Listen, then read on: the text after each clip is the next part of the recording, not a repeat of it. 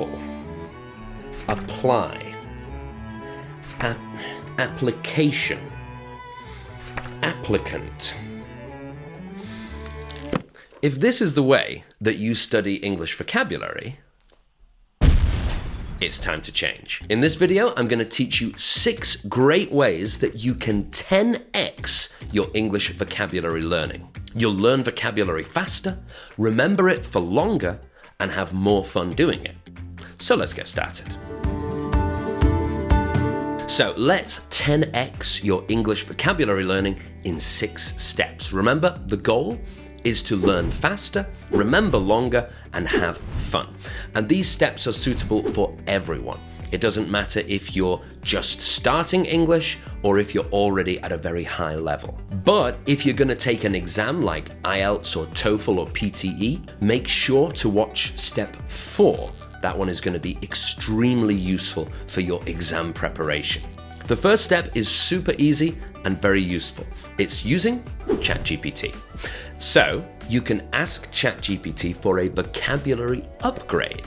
So write your best essay or article in English as well as you can do it, paste it into Chat GPT, and ask for a vocabulary upgrade. Some suggestions for higher level words or different words to the ones that you've used.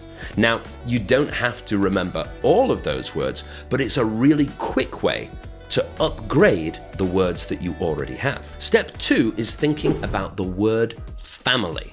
So quite often when we learn a word, we only learn the one part of speech that it comes in. For example, if it's a noun, we just learn the noun.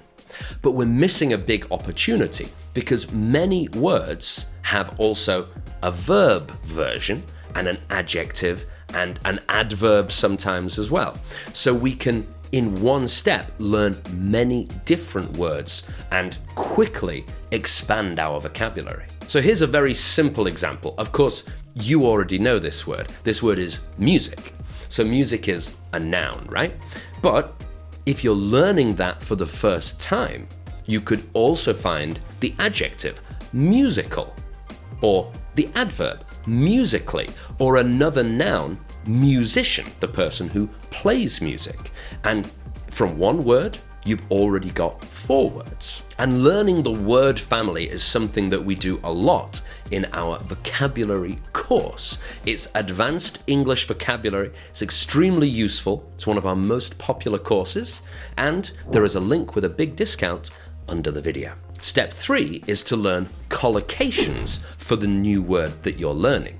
So collocations are when several words always go together and they have a fixed meaning. And this means that we can add maybe 5 or 10 short phrases, those collocations, for every word that we learn. And again, you can use Chat GPT for this. If you're looking for the word music, for example, just type collocations of music into Chat GPT and have a look at all of the ones it gives you. So let's see some examples of collocations. So for music, we have music video, music producer, music festival, sheet music, live music, background music. We also have musical talent with the adjective, musical performance, musical career, and then the adverb, musically gifted, musically inclined. And with musician, we have a professional musician, an amateur musician, a traveling musician, and many more as well. So those are 14 collocations, and added to the 4 words from the word family that we learned, that makes 18 new words or short phrases just from that word music. So we're massively expanding our vocabulary and making our English more useful and much quicker as well. If you enjoy this video, make sure to like and subscribe. It really helps our channel and helps us to keep putting out more videos like this. Step 4 is going to be one that's super useful if you're taking any kind of exam like an IELTS or TOEFL or Duolingo or PTE. And step 4 is synonyms. Synonyms, it's a scary word and it's sometimes hard to say. Synonyms. Synonyms are words with the same meaning, like big and large. And these are super common, so common in English exams. For example, if you're doing the IELTS reading test, there might be a question like, what idea is mentioned to increase the speed of manufacturing? And you read the article and you can't find increase the speed or manufacturing.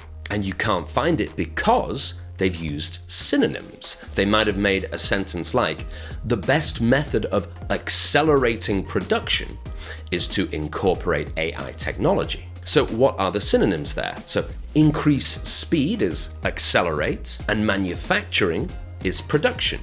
They both have the same meaning. So knowing synonyms can help you get a much higher score in your exams, but it also gives your English some good variety as well. For example, if you are always saying, I can, it's much better if you can use other phrases that mean the same thing, like I'm able to, I'm capable of, I'm perfectly equipped to, and many other things as well. Your English will sound much more natural with the variety that synonyms can give you.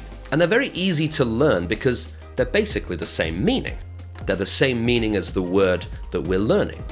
But make sure to read a few example sentences when you're learning synonyms so that you know exactly what situation you should be using them. Now, those first 4 steps are all about quickly expanding your vocabulary and it being more interesting and more enjoyable when you do it. Because when you're doing those steps, you're in control. You're not just reading a list. You're finding it. You're like an explorer. So already that's going to be more interesting. But in step 5 and 6, we're going to think, how can you remember those words for longer? So step 5 is to learn new words in 2 or more ways. So the problem with a vocabulary list is you're just reading it. You're not hearing it or writing it or saying it.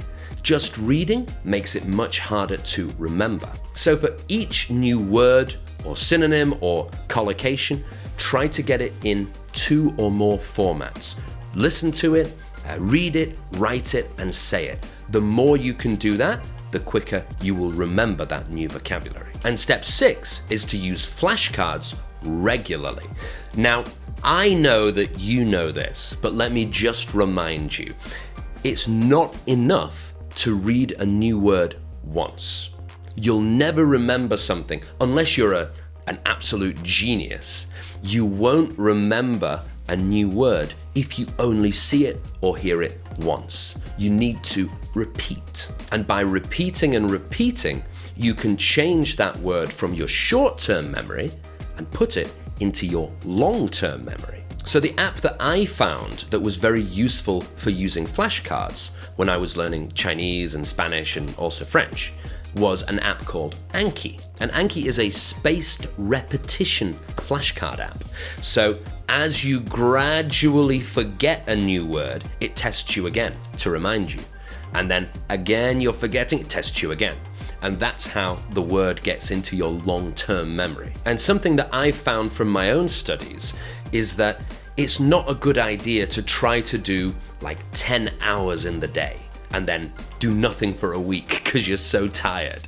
Instead, try to set a goal of something like 30 minutes to 1 hour each day and make sure you do it each day. And you can even get a month planner and tick off each day as you complete your 30 minutes. And a really good way to stay motivated is to decide at the start of the month a reward that you're gonna give yourself at the end of the month if you complete your 30 days or your 31 days.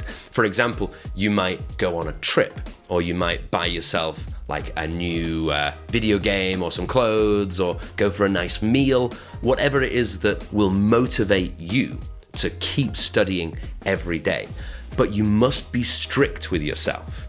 Don't say, okay, I did 26 days, that's fine. It must be the 30 days. And my question for you today, if you were doing a 30-day vocabulary challenge, What reward would you give yourself at the end if you complete it? So those are the 6 steps that you can take to 10x your English vocabulary learning. And I promise that if you do all of those 6, you're going to learn so many more words, you'll remember them for longer, and you'll enjoy doing it as well. If you enjoyed this video, make sure to like and subscribe. Remember, we have our vocabulary course down here under the video. I'm Francis from Last Minute English. Thank you very much for watching. I've enjoyed spending this time with you, and I'll see you next time.